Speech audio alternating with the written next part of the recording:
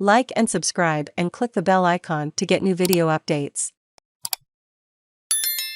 Fire ants form survival rafts during Queensland floods to spread across the state. Authorities are on alert amid evidence invasive fire ants might have harnessed the recent floods to expand their Australian invasion.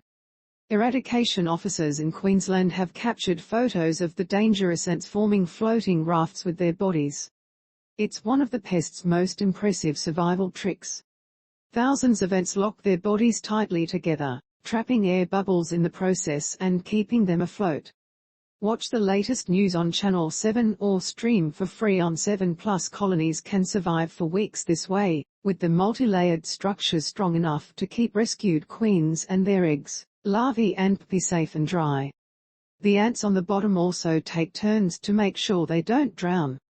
When floodwaters eventually subside, the rafts can be deposited in new areas, allowing the species to spread and further threaten ground-dwelling native fauna, agricultural activities and human health. Dr. Ross Wylie is the science leader with the $400 million National Fire Ant Eradication Program, tasked with dealing with the foreign invader native to flood-prone parts of South America. This rafting is one of the ways fire ants can colonize new areas, and this has been observed in southeast Queensland, including in Purga near Ipswich and around Logan, he says. They can float for weeks until they come to dry land or a place where they can start a nest again.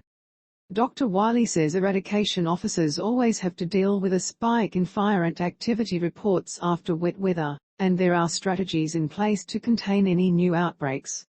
It is likely that the ants were there before the rain, but as they don't tend to build their nests up in hot, dry weather, people weren't aware, he says.